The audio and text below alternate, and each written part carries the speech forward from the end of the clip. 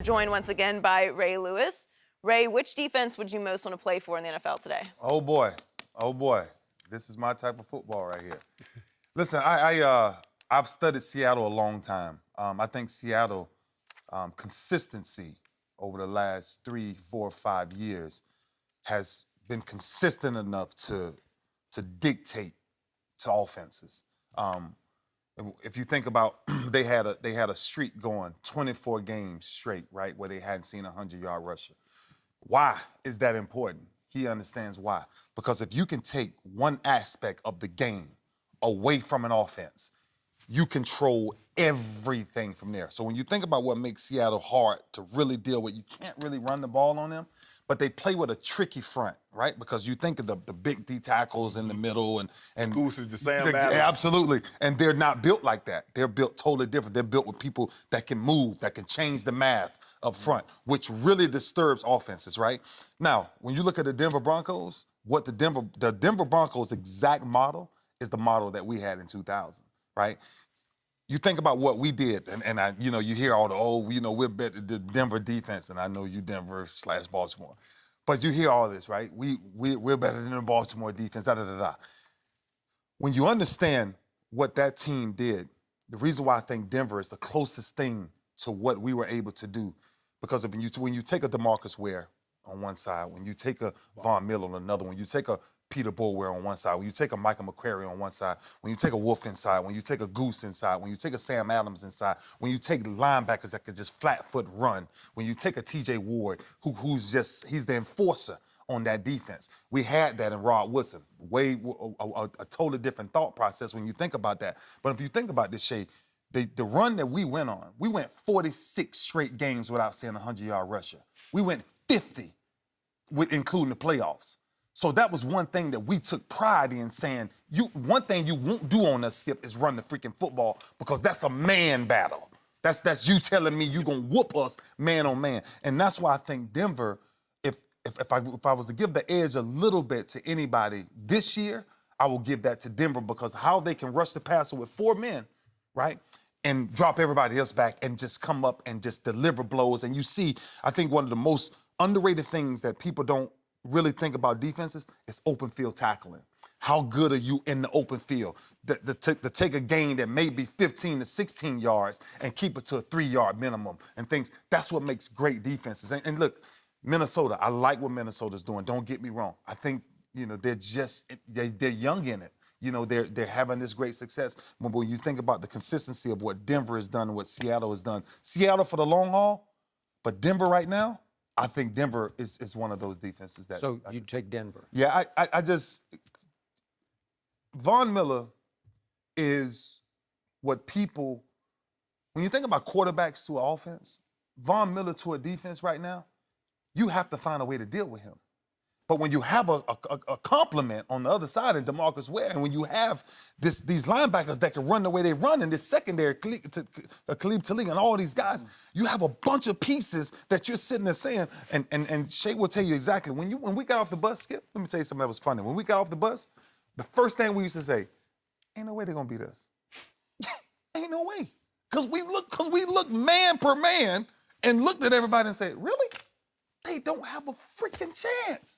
We got off the bus. I never forget. We get off the bus. we get off the bus in Tennessee, and we get off the bus, and I'm like, oh yeah. Before the playoffs. Yeah, before the playoffs, I'm like, yeah. Once we beat them in the regular season, there was no way they're gonna beat us. Yeah. And then we went back the following year. They had 4 cracks on the 1-yard line with 10 seconds on the clock, and they couldn't get the ball in there with 2 timeouts. Yeah. I'm gonna go with the Denver Broncos. Yeah. Now, shocked. No, but here's the thing. Right now, you look at them front to back. Mm-hmm.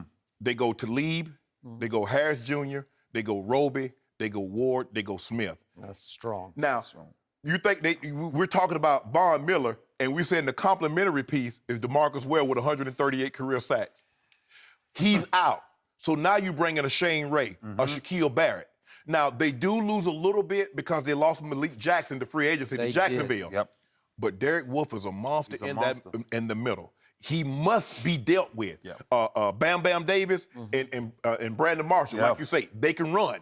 They're not fit guys going to take on. And when you think of a 3-4 defense, you really need big guys because if you look at the true 3-4, the way the Giants played it, they had Big Pepper Johnson. They had Harry Carson. They had thumpers. They had 255, 260 coming downhill. That's not what the Broncos play with speed. So what they do is they stop you from running.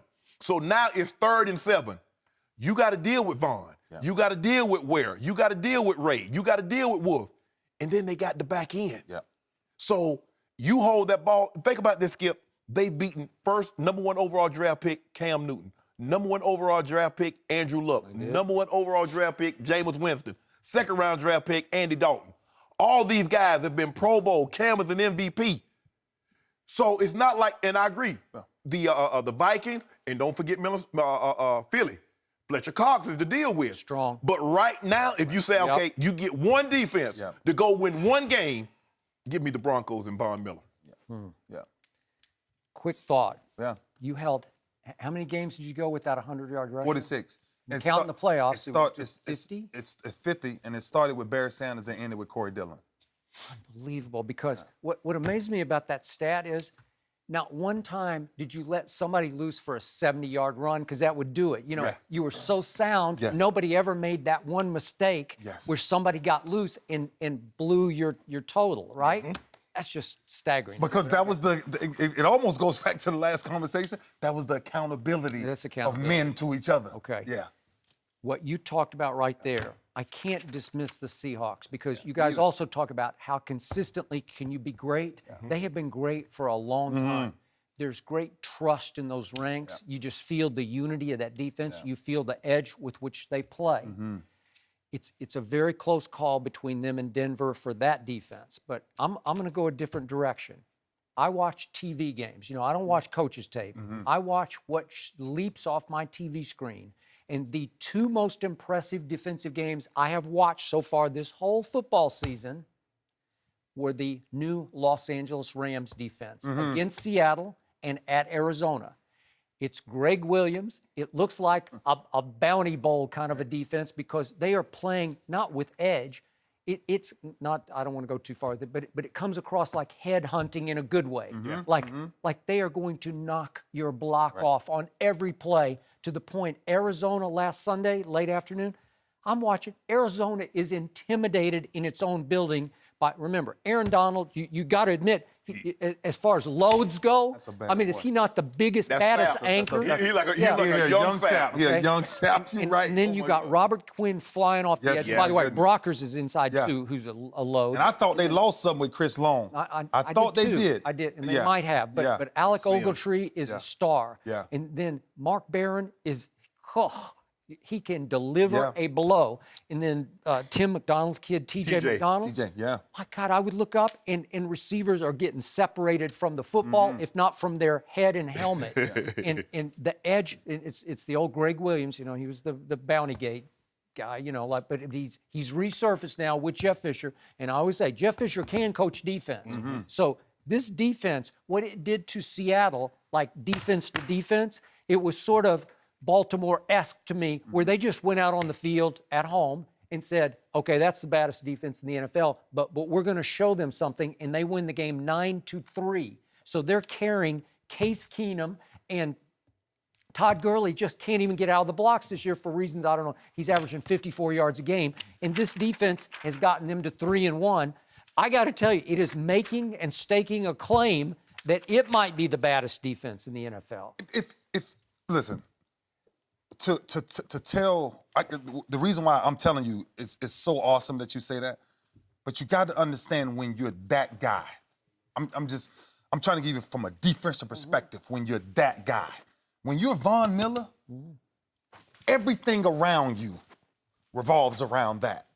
And when you have that many pieces on the back end of that, it's similar to Seattle. When you have a Cam Chancellor sitting back there, when you have an Earl Thomas, when you have a Bobby Wagner, when you have those type of pieces, you sit there and your confidence changes. So I get what you're saying. I've been watching the Rams for the last 2-3 years. I thought when they lost when they lost Chris Long, that they actually lost something. But when you watch the Rams play defense, the Rams have been playing defense like that. 2 years ago, they beat Seattle. They did. Yeah. And so when you talk about physicality, what makes a defense really great? Because you dictate When they come out on first down, I used to come to Shay and say, I guarantee you won't get 5 yards. Because I knew the defensive call, but I knew— in practice, you mean. Absolutely, Okay, all but I knew where you could not attack me at on my defense. And that's what, and so when you think about the scheme of things, the whole dominance of defense, when you have a Von Miller sitting there who patrols everything, the way I sat in the middle of my defense with Michael McCray, Peter Boulware, Sam Adams, and Tony Saragusa, Jamie Sharpe, and I'm sitting back there, Rod Wilson on one corner, Corey Harris, Chris McAllister, and Dwayne Starks, I'm saying, where in the hell are you going with the football? Where you going with it? And that's what Denver is saying. Yeah. When you watch TJ Ward play football, TJ Ward is playing stress-free football right now. You know why? Because that front seven is the roughest thing you've seen in a long time. Yeah. And that's why I give Denver a little bit of edge over Seattle. I think. Von Miller, to me, is not a physical football player because he weighs like 230. Yeah, like, But he like, has unbelievable. If you watch him on Monday night, Yeah. he was on one leg, and Travis Kelce was trying to block him. He hip tossed him on his back, and that was the end of it. But if you look at Denver faced Big Ben, Cam Newton, and Tom Brady. In 3 games, they gave up one passing touchdown. Bro, I'm with you. One. But Von Miller was just on fire. But let me He tell was you- unblockable. Let me tell you. He Let me give you something, Skip, about the game of sports that he understood, I understood, Von Miller understand. The science of sports is the manipulation of another man. Yeah. Is I can tell another man based off what I see. That's what makes Von Miller so good. He has 300+ pound guys trying to block him. And he tells me, and he shows you through science, if I lean one way and get you to lean with me, I'm not going there. I'm coming out of that. It was one of the greatest tricks I had playing offensive lineman. I will give them one thing because I will manipulate them to think I'm going one way, and I'm going so backside so quickly to cut back in that A gap. I'm gonna knock somebody out. Because you weighed what when you at your peak? What, Oh, probably 245, 250. Okay. Yeah, and so it's the reason why great defenses become great is because everybody understands the science of how you can dictate to offenses. And when you can dictate the way Denver can dictate, the way Seattle can dictate, that's a totally different ball game.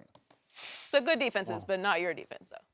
They're good enough, but it's gonna take a few years. You knew that was I saw that up close. no.